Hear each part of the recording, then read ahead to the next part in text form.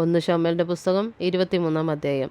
അനന്തരം ഫെലിസ്ത്യർ കെയീലയുടെ നേരെ യുദ്ധം ചെയ്യുന്നു എന്നും അവർ കളങ്ങളിൽ കവർച്ച ചെയ്യുന്നു എന്നും ദാവീദിന് അറിവ് കിട്ടി. ദാവീദ് യഹോവയോട്, ഞാൻ ഈ ഫെലിസ്ത്യരെ ചെന്ന് തോൽപ്പിക്കണമോ എന്ന് ചോദിച്ചു. യഹോവ ദാവീദിനോട്, ചെന്ന് ഫെലിസ്ത്യരെ തോൽപ്പിച്ച് കെയീലയെ രക്ഷിച്ചുകൊള്ളുക എന്ന് കൽപ്പിച്ചു.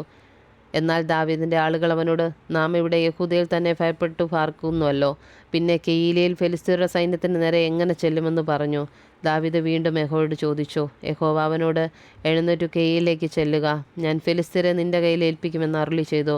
അങ്ങനെ ദാവീദും അവൻ്റെ ആളുകളും കെയീലയിലേക്ക് പോയി ഫെലിസ്ത്യരോട് പൊരുത് അവരുടെ ആടുമാടുകളെ അപഹരിച്ചു. അവരെ കഠിനമായി തോൽപ്പിച്ചു കെയീല നിവാസികളെ രക്ഷിച്ചു. അഹീമേലെക്കിൻ്റെ മകനായ അബ്യാഥാർ കെയീലയിൽ ദാവീദിൻ്റെ അടുക്കൽ ഓടി വന്നപ്പോൾ കൈവശം ഏഫോദ് കൂടെ കൊണ്ടുവന്നിരുന്നു. ദാവീദ് കെയീലയിൽ വന്നിരിക്കുന്നെന്ന് ശൗലിന് അറിവ് കിട്ടി. ദൈവം അവനെ എൻ്റെ കയ്യിൽ ഏൽപ്പിച്ചിരിക്കുന്നു. വാതിലും ഓടാമ്പലുള്ള പട്ടണത്തിൽ കടന്നിരിക്കുക കൊണ്ട് അവൻ കുടുങ്ങിയിരിക്കുന്നെന്ന് ശൗൽ പറഞ്ഞു. പിന്നെ ശൗൽ ദാവീദിനെയും അവൻ്റെ ആളുകളെയും വളയേണ്ടതിന് കെയീലയിലേക്ക് പോകുവാൻ സകല ജനത്തെയും യുദ്ധത്തിന് വിളിച്ചുകൂട്ടി. ശൗൽ തൻ്റെ നേരെ ദോഷം ആലോചിക്കുന്നെന്ന് ദാവീദ് അറിഞ്ഞപ്പോൾ പുരോഹിതനായ അബ്യാഥാറിനോട്, ഏഫോദ് ഇവിടെ കൊണ്ടുവരിക എന്ന് പറഞ്ഞു. പിന്നെ ദാവീദ്, ഇസ്രായേലിൻ്റെ ദൈവമായ യഹോവേ, ശൗൽ കെയീലയിലേക്ക് വന്ന എൻ്റെ നിമിത്തം ഈ പട്ടണം നശിപ്പിപ്പാൻ പോകുന്നു എന്ന് അടിയൻ കേട്ടിരിക്കുന്നു. കെയീല പൗരന്മാർ എന്നെ അവൻ്റെ കയ്യിൽ ഏൽപ്പിച്ചു കൊടുക്കുമോ? അടിയൻ കേട്ടിരിക്കുന്നത് പോലെ ശൗൽ വരുമോ? ഇസ്രായേലിൻ്റെ ദൈവമായ യഹോവേ, അടിയനെ അറിയിക്കണമേ എന്ന് പറഞ്ഞു. അവൻ വരുമെന്ന് യഹോവ അരുളി ചെയ്തു.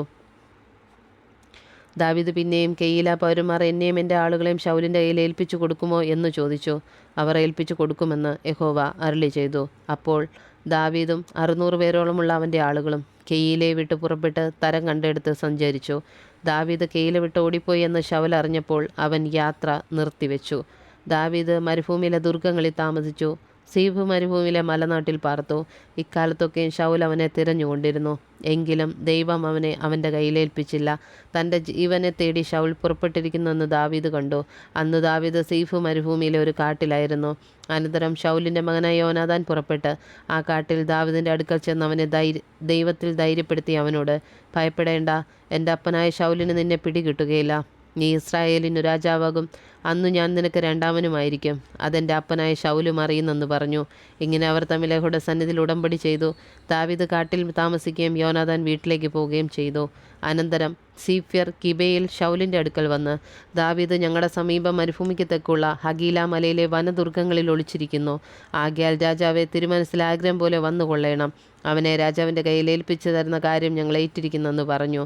അതിന് ശൗൽ പറഞ്ഞത്, നിങ്ങൾക്ക് എന്നോട് മനസ്സലിവ് തോന്നിയിരിക്കൊണ്ട് നിങ്ങൾ യഹോവയാൽ അനുഗ്രഹിക്കപ്പെട്ടവർ. നിങ്ങൾ പോയി ഇനിയും സൂക്ഷ്മമായി അന്വേഷിച്ച് അവൻ്റെ സഞ്ചാരം എവിടെയൊക്കെ ആകുന്നു എന്നും അവിടങ്ങളിൽ അവനെ കണ്ടവർ ആരെല്ലാമെന്നും അറിഞ്ഞുകൊള്ളുവീൻ. അവൻ വലിയ ഉപായി ആകുന്നു എന്ന് ഞാൻ കേട്ടിരിക്കുന്നു. ആകയാൽ അവൻ ഒളിച്ചിരിക്കുന്ന ഒളിപ്പിടങ്ങളെല്ലാം കണ്ടറിഞ്ഞുവെന്ന് സൂക്ഷ്മ വിവരം എന്നെ അറിയിപ്പീൻ. ഞാൻ നിങ്ങളോടുകൂടെ പോരും. അവൻ ദേശത്തെങ്ങാനും ഉണ്ടെന്ന് വരികിൽ ഞാൻ അവനെ യഹൂദ ശാസ്ത്രങ്ങളിലൊക്കെയും അന്വേഷിച്ചു പിടിക്കും. അങ്ങനെ അവർ പുറപ്പെട്ട് ശൗലിനു മുമ്പേ സീഫിലേക്ക് പോയി. എന്നാൽ ദാവീദ് അവൻ്റെ ആളുകളും മരുഭൂമിയിലെ തെക്ക് അരാബയിലെ മാവോൻ മരുവിലായിരുന്നു. ശൗലും അവൻ്റെ പടജനവും അവനെ തിരയുവാൻ പുറപ്പെട്ടു. അത് ദാവീദിന് അറിവ് കിട്ടിയപ്പോൾ അവൻ മാവോൻ മരുവിലെ സേലയിൽ ചെന്ന് താമസിച്ചു. ശൗൽ അത് കേട്ടപ്പോൾ മാവോൻ മരുവിൽ ദാവീദിനെ പിന്തുടർന്നു. ശൗൽ പർവ്വതത്തിൻ്റെ ഇപ്പുറത്തും ദാവീദും ആളുകളും പർവ്വതത്തിൻ്റെ അപ്പുറത്തും കൂടി നടന്നു. ശൗലിനെ ഒഴിഞ്ഞു പോകുവാൻ ദാവീദ് ബന്ധപ്പെട്ടു. ശൗലും പടജനവും ദാവീദിനെയും അവൻ്റെ ആളുകളെയും വളഞ്ഞു പിടിപ്പാനെടുത്തു. അപ്പോൾ ശൗലിൻ്റെ അടുക്കൽ ഒരു ദൂതൻ വന്ന്, ക്ഷണം വരേണം, ഫെലിസ്ത്യർ ദേശത്തെ ആക്രമിച്ചിരിക്കുന്നു എന്ന് പറഞ്ഞു. ഉടനെ ശൗൽ ദാവീദിനെ പിന്തുടരുന്നത് വിട്ട് ഫെലിസ്ത്യരുടെ നേരെ പോയി.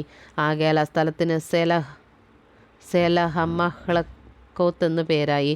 ദാവീദും അവിടം വിട്ട് കയറിപ്പോയി ഏൻഗെദിയിലെ ദുർഗങ്ങളിൽ ചെന്ന് പാർത്തു.